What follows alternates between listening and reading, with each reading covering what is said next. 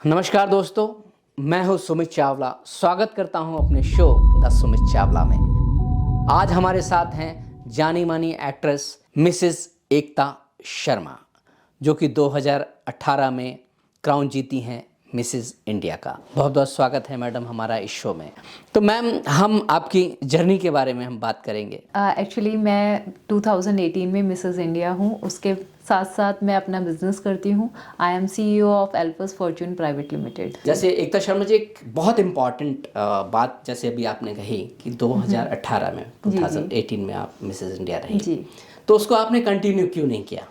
Actually क्या था, वो एक पेजेंट था। जैसे कि मैं जब छोटी थी मैं हमेशा देखती थी मिस यूनिवर्स कोई बन रहा है, कोई मिस इंडिया बन रहा है। सो ये अपॉर्चुनिटी मुझे मैरिज के बाद मिली। So I went for Mrs India platform.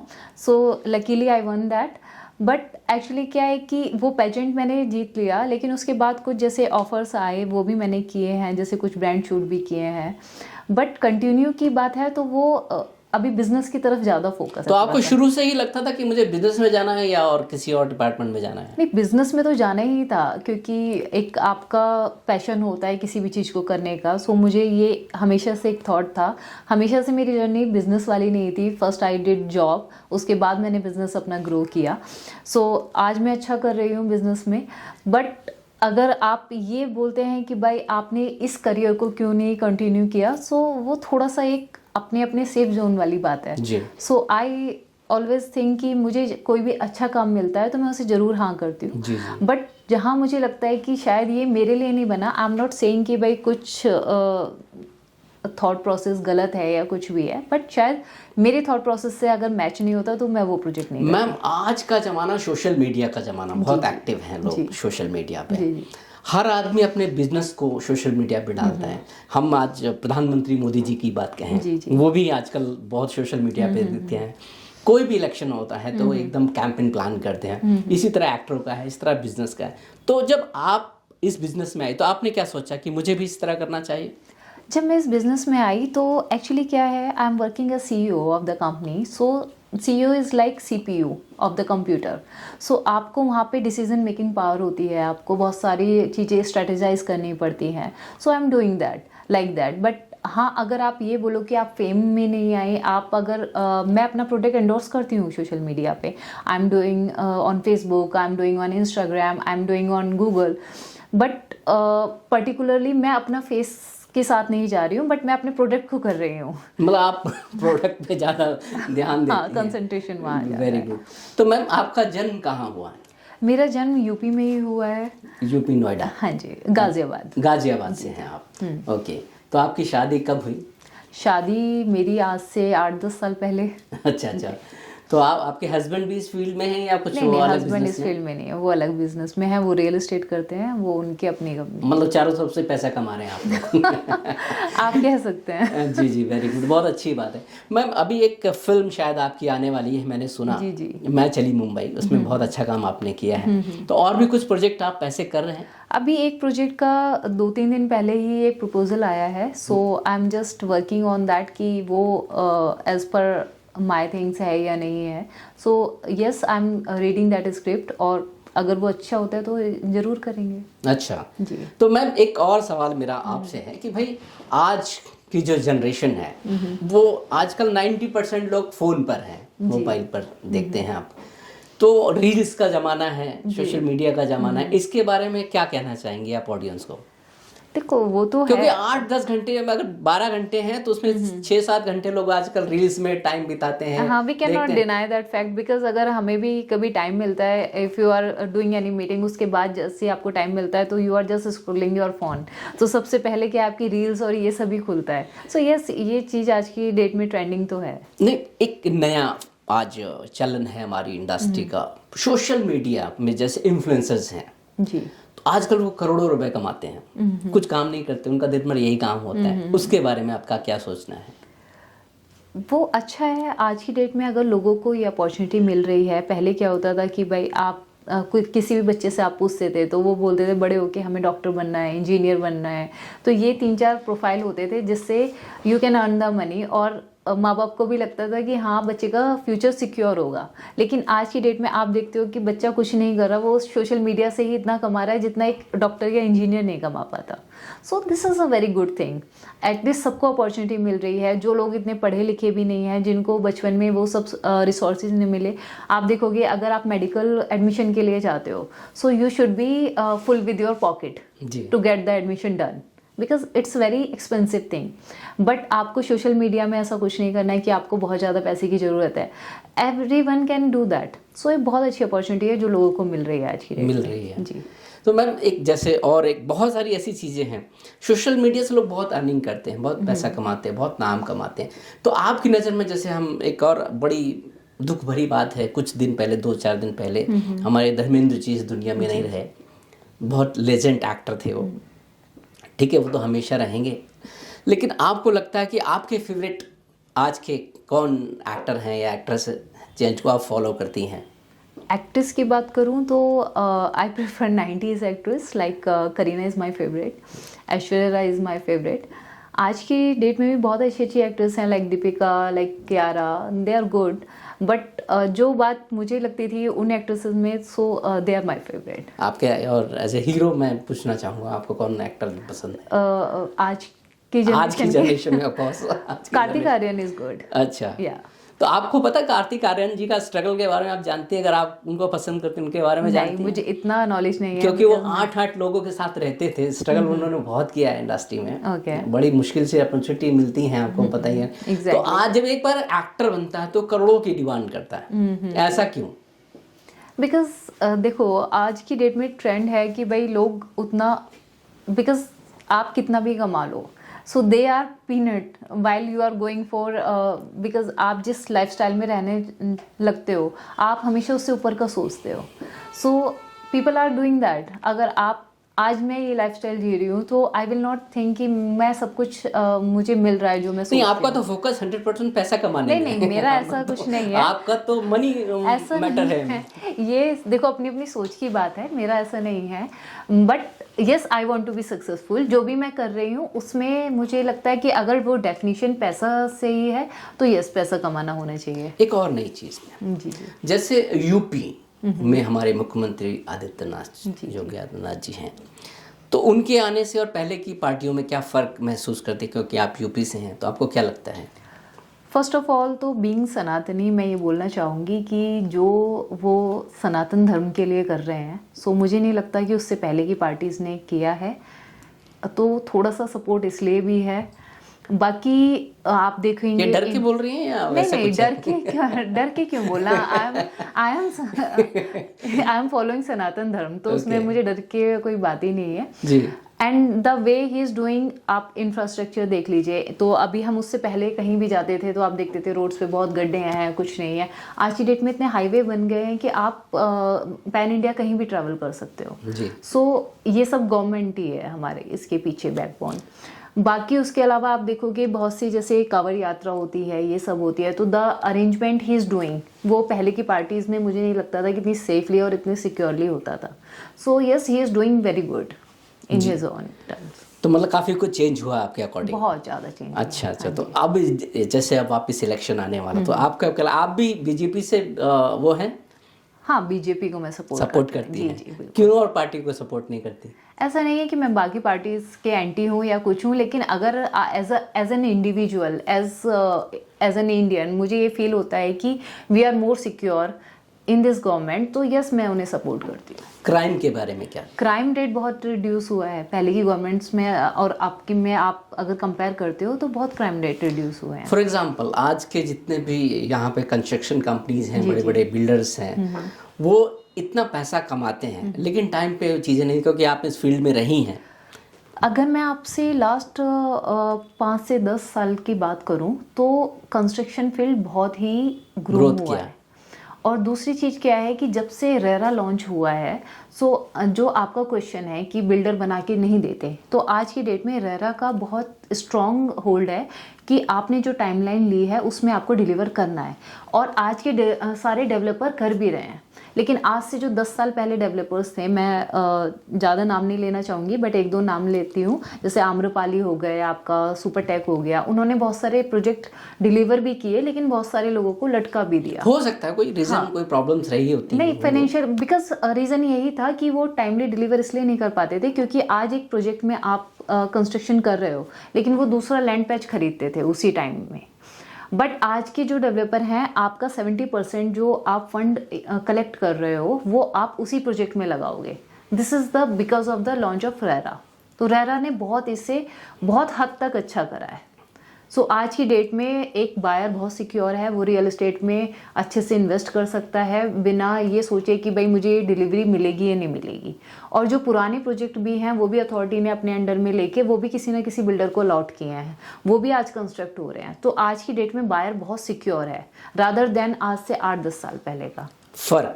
फ़र्क बहुत है। जैसे कि आप अर्थ इंफ्रास्ट्रक्चर का नाम हम सब ने सुना है, जो भी रियल एस्टेट से बिलोंग करते हैं, तो उनका एक भी प्रोजेक्ट मुझे नहीं लगता आज तक लॉन्च भी हुआ।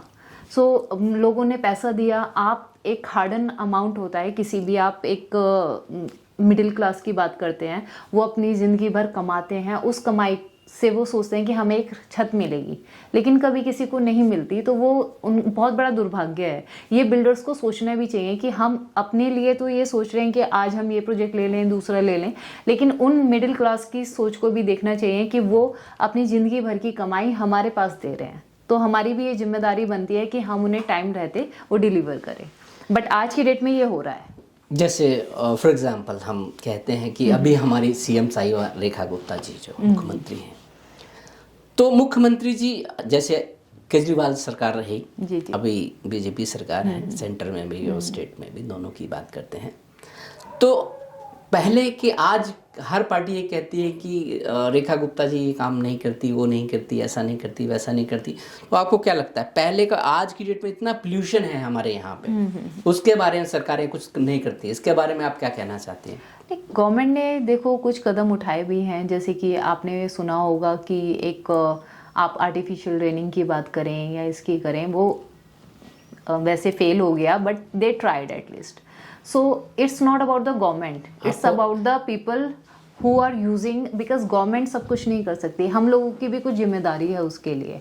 आज हम अपनी ऐसे व्हीकल्स को, अगर हम हर फैमिली में 4 गाड़ियाँ हैं, सो हमें वो कंसंट्रेट करना चाहिए कि अगर हम एक रूट पे जा रहे हैं तो एटलीस्ट एक कार हम यूज़ करें। तो बहुत सारी जिम्मेदारी हमारी भी बनती है। जैसे दिवाली का अगर आप देखें सीज़न आया था, सो हर घर में फायर क्रैकर्स और ये सब, उसके बाद से पॉल्यूशन का बहुत हम सोच रहे हैं AQI इतना बढ़ गया, इतना बढ़ गया, लेकिन एज एन इंडियन और सिटीजन ऑफ दिस कंट्री हमारी भी कुछ रिस्पॉन्सिबिलिटी है कि हम अपने लेवल पे भी क्या कर रहे हैं। Government is doing his work, but हमें भी अपना काम करना चाहिए। केजरीवाल साहब ने आते ही मोहल्ला क्लिनिक ये बहुत सारी सुविधाएं दी दिल्ली को, तो वो यूपी ने तो दिया नहीं, ऐसा क्यों? जबकि आप सपोर्ट में हैं बीजेपी। हाँ, बीजेपी ने अपने लेवल पे काम किया है, जैसे कि मैंने आपको बताया। एकदम निष्पक्ष बात करिए आप। हाँ, निष्पक्ष की बात कर रही हूँ मैं। अगर हम आप सपोर्ट करती हैं बीजेपी को अलग मैटर है, लेकिन आप सही बताइए जो होना चाहिए। देखो, केजरीवाल साहब ने मोहल्ला क्लिनिक बनाए, स्कूल की फीस बहुत कम की, बिजली फ्री की, पानी फ्री किया, बहुत सारे ऐसे काम अच्छे किए, तो फिर भी लोगों ने उन्होंने सपोर्ट क्यों नहीं किया? एक्चुअली प्रॉब्लम क्या है कि हम हर चीज़ फ्री भी नहीं कर सकते। तो केजरीवाल जी ने अपना मैं किसी की एंटी नहीं हूँ, ना मैं केजरीवाल जी की एंटी हूँ और ना मैं इतनी बड़ी बीजेपी की सपोर्टर हूँ। मेरे हिसाब से जो ज़्यादा अच्छा काम करता है, जो मेरे कुछ सिद्धांत हैं, आपके कुछ सिद्धांत हैं, तो जो हमारे अकॉर्डिंग काम करता है हमारा वो फेवरेट हो जाता है। देखिए, हम आपकी बात बीच में इसलिए काटेंगे क्योंकि आप बात अलग कर रहे हैं। हम ये कहते हैं कि जो देश को कुछ लोग, चंद लोग चला रहे हैं, बाकी जो मिडिल क्लास आदमी हैं, गरीब आदमी, वो सर्वाइव नहीं कर पाता। क्यों? उसके पीछे रीजन है भाई। आज हम कहें अडानी साहब, अंबानी साहब, बहुत सारे ऐसे लोग हैं जो देश को चलाते हैं, तो जो छोटे लोगों का क्या होगा? छोटे तो भाई लोगों वो का आप सेंस में सरकार आपकी कहती है, आपकी सरकार कहती है कि उन्होंने 10,000 रुपये दे दिए, बिहार में उन्होंने अपनी सरकार बनाई, तो आपको क्या लगता है वो 100% करेक्ट है? देखो 100% करेक्ट तो कोई भी पार्टी नहीं है। अगर आप किसी भी पार्टी का हम पूरा ब्यूरो उठाएं तो पूरा आप कहीं से कहीं तक भी ये नहीं बोल सकते कि ये 100% करेक्ट है। और एक दूसरी जो अपोजिशन में बैठा है और हम जैसे नागरिकों का काम ही है कि हम अगर सरकार को हाँ में हाँ मिलाते रहेंगे तो वो कुछ भी नहीं करेंगे। तो ये हमारी ड्यूटी भी है कि हम टाइम टाइम पे सरकार को ये ज्ञान कराएं कि भाई आपको यहाँ पे इम्प्रूवमेंट की ज़रूरत है। So they have to do that. I am not saying कि अगर मैं बीजेपी को सपोर्ट कर रही हूँ अपार्ट फ्रॉम अदर पार्टीज, तो BJP is doing perfectly fine, he is doing 100%। No, he is not doing. अभी भी बहुत स्कोप है जहाँ पे वो काम कर सकते हैं और शायद मुझे लगता है कि वो कर भी रहे हैं टाइम टू टाइम। आने वाले टाइम में जी जी आप किसे प्रधानमंत्री देखते हैं? अभी तो नरेंद्र मोदी जी को ही। नरेंद्र मोदी तो हैं, इसके बाद क्या सोचते हैं आप? उसके आपकी बाद नज़र में कौन होना चाहिए कि दो देश को, राहुल गांधी या कोई और? देखो अभी मैं इस टॉपिक पे कुछ नहीं बोलना चाहूँगी बिकॉज अभी मुझे नहीं लगता कि ये राहुल गांधी जी के अलावा कोई आप ऑप्शन मुझे दे रहे हैं। बिकॉज जब तक हम किसी का चेहरा एक एज एन ऑप्शन नहीं रखेंगे तो आई कैन नॉट सेलेक्ट। नहीं, जैसे इन दैट योगी जी हैं हमारे, बहुत सम्मानीय मुख्यमंत्री हैं, तो आपको नहीं लगता कि वो देश संभाल सकते हैं? वो बिल्कुल संभाल सकते हैं। अगर उनको रिस्पॉन्सिबिलिटी दी जाए तो वो ज़रूर कर सकते हैं। उसके अलावा अगर बीजेपी को लगता है कि भाई हमें कोई और सीनियर बंदे की ज़रूरत है, सो वो भी देखेंगे कि उस टाइम पे कौन उनके अपोजिशन में आ सकते हैं। राहुल जी नहीं, राहुल जी देखिए, मैं किसी पार्टी की बात, इंडिविजुअल बात नहीं करता हूँ, किसी पार्टी की बात नहीं, मैं एक बात वो करता हूँ कि हमारे देश को किस चीज़ की ज़रूरत है उस पर फोकस मोस्टली लोगों का नहीं होता, ना नेताओं का, ना मिनिस्टरों का। क्यों ऐसा? अभी तो हमारे देश को सबसे बड़ी जो ज़रूरत है वो ये है यंगस्टर को प्रमोट करें कि वो एंटरप्रेन्योर बने। ये नहीं कि सब लोग जॉब के लिए ही देखें कि भाई हमें जॉब करनी है या कुछ है। ऐसी अपॉर्चुनिटीज़ मिलनी चाहिए हर किसी को कि वो अपना कोई छोटे मोटा भी एक रोजगार लेके उस काम को कर सकें। हाँ मैम, एक और सवाल आपसे जानना है और हमारी जनता भी जानना चाहती है। आपको क्या लगता है कि राम राज्य बनना चाहिए? हाँ बिल्कुल बनना चाहिए, मैं इस फेवर में हूँ। जैसे बागेश्वर धाम बाबा हैं, उन्होंने भी एक यात्रा निकाली, काफ़ी दिन वो चली, तो कहते हैं कि हिंदू राष्ट्र होना चाहिए, तो आप उनको फेवर करती हैं इस बात के लिए? देखो अगर हम हिंदुस्तान की बात करें, इंडिया की बात करें, तो यहाँ हिंदू बाहुल्य है थोड़ा सा। तो अगर एक राष्ट्र, हिंदू राष्ट्र की आवाज़ उठ रही है तो मैं इसका सपोर्ट करती है। नहीं, बहुत अच्छी बात है। जैसे देखिए, हम किसी पार्टी को या किसी उस इंडिविजुअल पर्सन को कुछ नहीं कहना चाहते, हम सिर्फ इतना पूछना चाहते हैं कि हमारा एक जो राष्ट्र है, जो हिंदुस्तान है हमारा, यहाँ हर तरह के लोग रहते हैं, हर धर्म के लोग रहते हैं। तो फिर जो पॉलिटिशियंस होते हैं, ये जो नेता लोग होते हैं, आपस में भिड़ा देते हैं लोगों को, क्यों? सिर्फ अपने कुछ चीज़ों के लिए। ये तो देखो एक टाइम से, अंग्रेजों के टाइम से ये चलता आ रहा है, पॉलिटिक्स कि डिवाइड एंड रूल। सो वही पॉलिटिशियंस फॉलो कर रहे हैं कि भाई अगर हम इन्हें डिवाइड करें, उसके बेसिस पे हम अपना रूल करें। सो कुछ लोग किसी को सपोर्ट कर रहे हैं, कुछ लोग किसे सपोर्ट कर रहे हैं, सो इट डिपेंड्स। बट मैं ये पर्सनली आई बिलीव कि किसी के साथ आप गलत मत करो, किसी भी समुदाय के साथ आप गलत मत करो, किसी भी जाति के साथ आप गलत मत करो। बट जो अगर हम हिंदुस्तान की बात करें तो हिंदुस्तान बेसिकली बना ही हिंदुओं के लिए था। युवा पीढ़ी की बात करते हैं। जी जी। आज लोगों के पास काम नहीं है, पैसा नहीं है, बहुत लोग परेशान हैं, इसके बारे में आप क्या कहते हैं? युवाओं को थोड़ा सा गवर्नमेंट को इस वे में सपोर्ट करना चाहिए कि उन्हें ऐसे जितने भी रिसोर्सेज हैं जिससे वो खुद अपना एक बिजनेस खड़ा कर सकते हैं। आज आप देखो जापान टेक्नोलॉजी वाइज कितना आगे बढ़ रहा है, चाइना को देखो, China is growing so far.